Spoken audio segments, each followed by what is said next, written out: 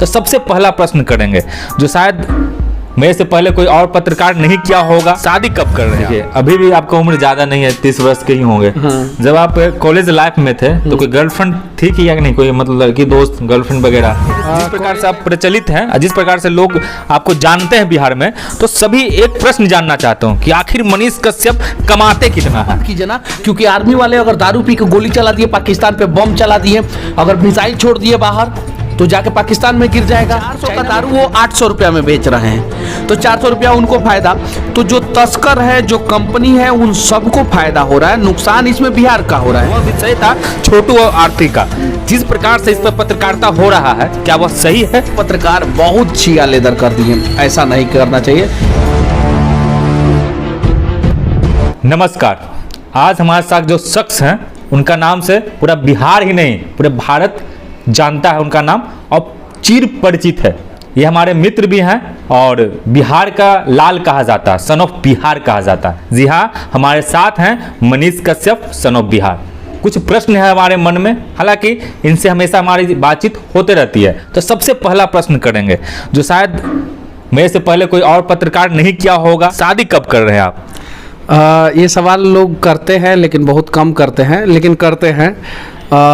शादी जो है, मैं जब तक बिहार के लिए कुछ नहीं करूं तब तक मैं शादी नहीं करूंगा। और मम्मी पापा घर के लोगों का प्रेशर है, लेकिन मैं अभी नहीं शादी करने वाला हूं। 2025-30 के बाद देखेंगे, जब होने वाला होगा तो हो जाएगा।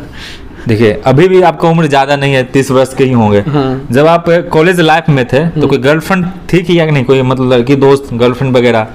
कॉलेज लाइफ सबका होता है, आपका भी होगा, मेरा भी होगा। बहुत सारे दोस्त थे, बहुत सारे चाहने वाले लोग थे, जो लड़के थे, लड़कियां भी थी बहुत सारी। हम लोगों की भी दोस्ती बहुत अच्छी थी, सिविल डिपार्टमेंट था। वैसे भी सिविल डिपार्टमेंट में लड़कियां होती नहीं हैं, ठीक है।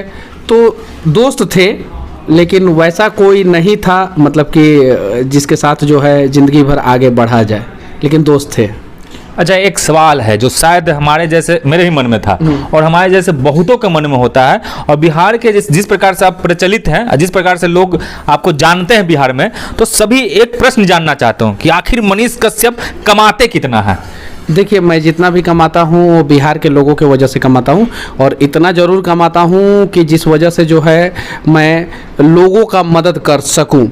और मैंने अपने जीवन में एक फार्मूला बना लिया है कि मुझे जितना भी पैसा आएगा, जितना भी हर महीना, उसका 25% मैं डोनेट कर दूँगा, और हर महीना मैं 25% डोनेट कर देता हूँ। अब आप समझ सकते हैं कि मैं कितना कमाता हूँ। चूँकि यूट्यूब है, फेसबुक है, इसमें कभी ज़्यादा कभी कम, कभी ज़्यादा कभी कम होते रहता है। तो बस 1.5-2 लाख रुपया हर महीना हम लोग डोनेट करते ही करते हैं, किसी भी हाल में करते हैं। अभी जो एक समस्या है शराब, कुछ दिन पहले पटना में जहरीली शराब पी कर मर गए। अभी छपरा में सुन रहे हैं कि शराब पीने से कुछ लोगों की नहीं, बहुतों लोगों की मौत हुई है। कुछ होली में भी बिहार में बहुत लोग शराब पीने से मरे, जहरीली शराब पीने से मरे, और सरकार कहीं ना कहीं या फिर सिस्टम इस चीज़ को दबा देती है। तो इस विषय पर क्या कहना चाहते हैं? देखिए, नीतीश कुमार बिहार के एक ईमानदार मुख्यमंत्री हैं, ये बात मुझे पता है। लेकिन नीतीश कुमार के आसपास में जो हैं वो बहुत सारे लोग जो हैं भ्रष्ट हैं, करप्ट हैं, बहुत सारे लोग। उन लोगों ने नीतीश कुमार को एक गलत सजेशन दे दिया कि आप शराब बंद कर दीजिए, आपको फ़ायदा होगा। 2016 या 17 में उन्होंने शराब बंद किया, बिहार में पूर्ण रूप से शराब बंद हुआ। 2015 में उनकी सरकार बनी थी लालू प्रसाद यादव के साथ, तेजस्वी यादव के साथ। तब उसके बाद से वो उन लोगों ने सजेशन दिया था कि महिलाओं का वोट मिलेगा नीतीश कुमार को। आप देखिए, उसके पहले जो है 73 सीट जदयू जीता था, लेकिन शराबबंदी के बाद जदयू जो है वो 40 सीट पे आ गया, यानी जदयू को नुकसान हुआ, पहला चीज़। दूसरा चीज़, शराबबंदी की वजह से किसको फायदा हुआ? जो बड़ी बड़ी कंपनियां हैं, विदाउट टैक्स पे किए डायरेक्ट कंपनी में शराब बनाती है और डायरेक्ट बिहार भेज देती है। तो जो सरकार को 400 रुपया में 200 रुपया टैक्स दे देती थी, वो 200 रुपया टैक्स ना देके सीधे 400 रुपया में बिहार में भेज देती है। 400 रुपया में कंपनी को डायरेक्ट फायदा, 200 रुपया का डायरेक्ट फायदा हो गया। अब ये 400 रुपया का दारू जो पहले 410 रुपया में, 420 रुपये में, 450 रुपये में बेचते थे, तो जो भी दारू के दुकान वाले थे उनको 50 रुपया फायदा होता था। लेकिन अब वही 400 का दारू वो 800 रुपया में बेच रहे हैं, तो 400 रुपया उनको फायदा। तो जो तस्कर है, जो कंपनी है, उन सबको फायदा हो रहा है, नुकसान इसमें बिहार का हो रहा है।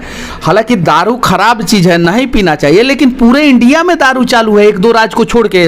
महात्मा गांधी का स्टेट जो है गुजरात है, तो महात्मा गांधी के नाम पे गुजरात को ड्राई स्टेट किया गया है। लेकिन गुजरात के बगल में जो भी एरिया है, जैसे एक दादर नगर हवेली है, दमन दीव है, वहाँ पे शराब मिलता है, तो गुजरात के लोग वहाँ पे जाके पीते हैं। वो जो टापू वाला एरिया है वहाँ पे जाके पीते हैं। अभी गुजरात में भी 65 लोग जो है शराब की वजह से, जहरीला शराब की वजह से मर गए थे।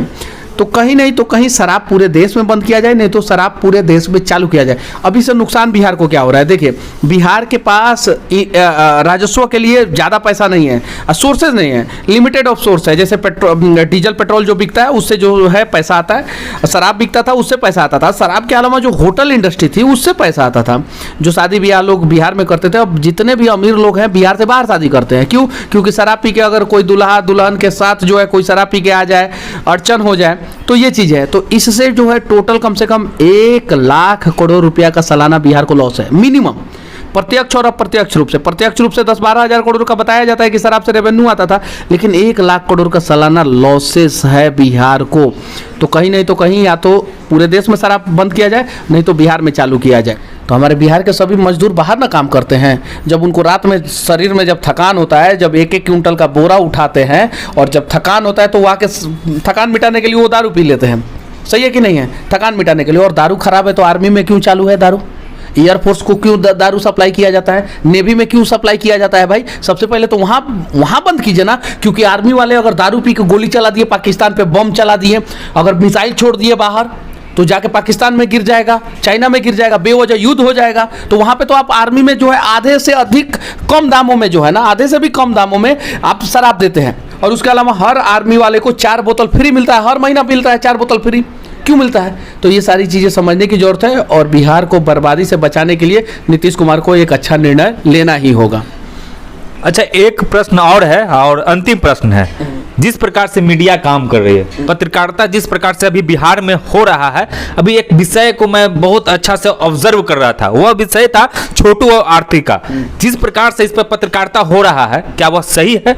देखिए, छोटू और आरती वाला एक विषय था, उस विषय को दिखाया जाना जरूरी था, और उतना ही दिखाया जाना जरूरी था जितना से छोटू के परिवार वाले को इंसाफ मिल जाए। सही है कि नहीं? अगर छोटू के परिवार वाले जिन जिन लोगों पे आरोप लगाए हैं वो सारे लोग गिरफ्तार हो गए हैं, जेल के सलाखों के पीछे चले गए, तो अब दिखाने से क्या फायदा? अब दूसरा चीजें दिखाया जाए।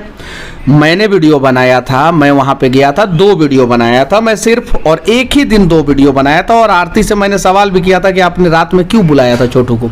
आपकी वजह से छोटू के पापा बहुत अच्छे आदमी है, बहुत, मतलब बहुत। अगर आप एक बार मिलिएगा ना छोटू के पापा से तो आप फैन हो जाइएगा उनके। जिसका बेटा मर गया, वो उसके बावजूद भी वो जिस लड़की की वजह से उसका बेटा मरा है उसको अपना बेटी बना लिया। ये बड़ा कलेजा है छोटू के पापा के पास, बहुत बड़ा कलेजा है।